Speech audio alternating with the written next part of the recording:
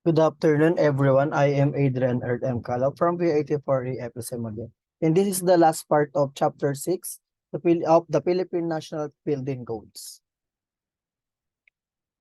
First, guidelines of easement. Easement as is situated outside the private property limits. The easement is public land, etc. public domain that should be quality enjoyed by all members of the community. This is the example of photo from Montalban Rizal. And residential and like uses whether temporary or permanent. B, long-term or overnight vehicle parking unless duly designated as day or night parking zones. C, as a depository of stalled, wrecked, or abandoned vehicles, mechanical devices, and the like. D, the conduct of specific commercial, institutional, or industrial activities not compatible with the stated character. E, unauthorized recreation or entertainment usage, and the like which will also benefits certain entities which will ultimate result in inconvenience no and safety problems to the general public. And F, any other form of private use, gain enjoyment and profit at the expense of the monetary or walking public. Next, allowed or encouraged structures developments within easement. If wider than 9 meters, the easement may include a roadways, carriageways, component on which vehicle can pass or on which the same by temporary park, and explain and the like. Pedestrian access ways and like the endo be located at above, below, at the easements may also develop for public usage, e.g. promenade and like. This is the example from the National Building Codes. Um, The Law of Finance Mobility of Disabled Person or PWD Law, Batas Pambansa bilang 34 an act to enhance the mobility of disabled person by requiring certain buildings, institution, and establishment in public utilities to install facilities and other devices. Rule 2, minimum requirements for accessibility. Categories of disabled person. A, impairness requiring confinement to wheelchairs. B, impairment causing difficulty or insecurity in walking or climbing stair up, requiring the use of braces, crutches, or other artificial supports, or impairment caused by amputation, arthritis, statistics, condition, or pulmonary. C, total or partial impairments or hearing or sight causing insecurity or likelihood to or of exposure to danger in public places. And D, mental whether acquired or congenital in nature. Basic planning requirements. Ability, the built environment shall be designed so that it shall be accessible to all people. And B, reachability, provision shall be adopted and introduced to the physical environment. And C, disability, the built environment shall be designated to allow the disabled citizens to participate and contribute to developmental goals. And D, orientation, finding a person way inside and outside of a building or open space shall be made easy for everyone. And E, safety, designing for safety is ensure that people shall be able to move above with less hazard to life and health. And F, workability and efficiency. The built environment shall be designed to allow disabled citizens to participate and contribute to developmental goals. Outside and around buildings, drop curbs. Change in levels of walkway should be affected by slight ramps and drop curbs. B, drop curbs should be provided at pedestrian crossing and at the end of the footpaths of a private street or access roads. This too is the example of Philippine National Code Bill. This is, you can see as the different of the two photo. C, drop curb shall be sloped toward the road with a maximum cross gradient of 1 to 2 to prevent water from collecting at the walkway. Indeed, the lowest point of drop curb should not exceed 5 millimeters height above the road and then you can see at this example. Curb cutouts. Curb cutouts should only be allowed when it will not obstruct a walkway or in any lessen width of a walkway. The minimum wide of curb cutout should be 0.9 millimeter. Curb cut, example of this. Walkways. So, A, walkway should be kept as level as possible and provided with slip-resistant materials. And B, walkway should have minimum wide of 1.2 meters. C, walkway's headroom not be less than 2 meters and should preferably be higher. And D, passageway for disabled should be not disrupted by street, furniture, billboards, sign, posts, or columns along the fine route as they can be hazardous. You can see, nakikita nyo naman dito sa example kung ano yung taas, tsaka yung laban. Handrails. Handrails should be installed at 0.9 m and 0.7 above steps or ramps. This example. Open space. Where open space are provided, the blind can become particularly disoriented. Therefore, it is extremely helpful if any walkways or paths can be given defined edges either by the use of the planters, the grass area, and the planters. You can see, this is the grass area, and this is the planters area. Signage. A, where open space are provided, the blind can be particularly disoriented. Therefore, it is extremely helpful if any walkways or paths can be given defined edges either by the use of planters.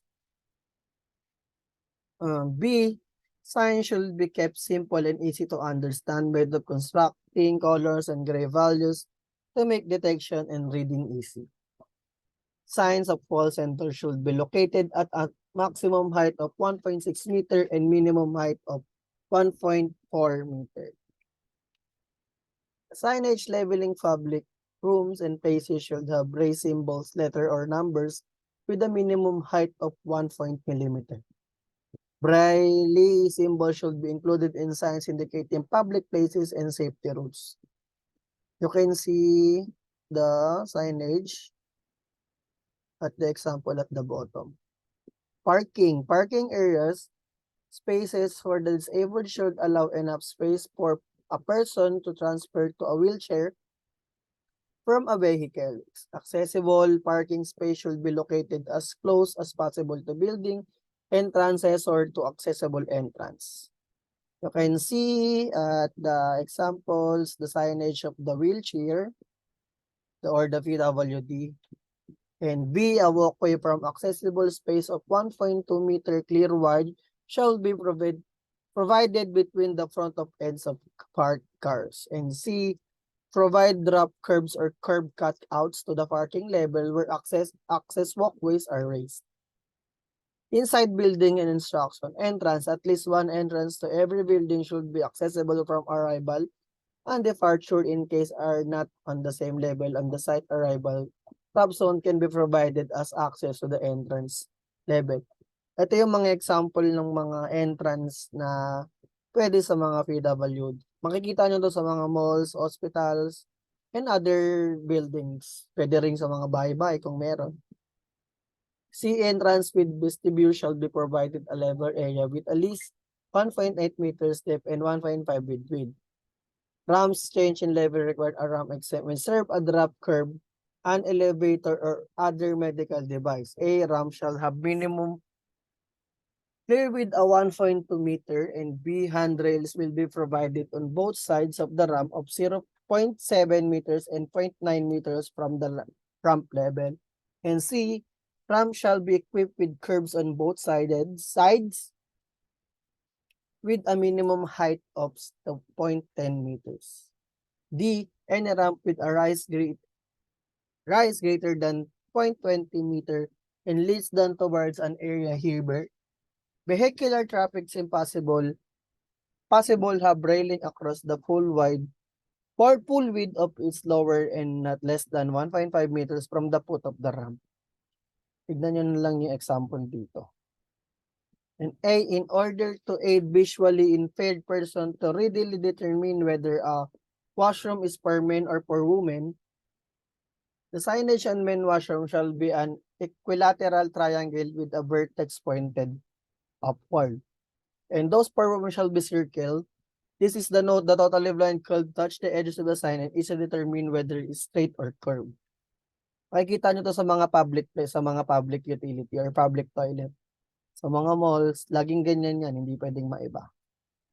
Guideline and sidewalk. Subject to existing law and regulation, the local planning authority shall determine which street shall have an open sidewalk or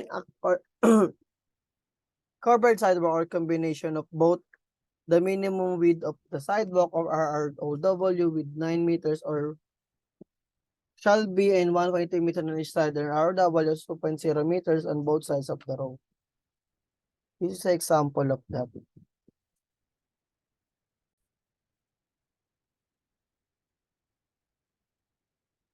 So, sidewalk shall be based on the following consideration. A, volume of pedestrians. B, type, intensity, or level of operation. C, the types and volume of street furnitures.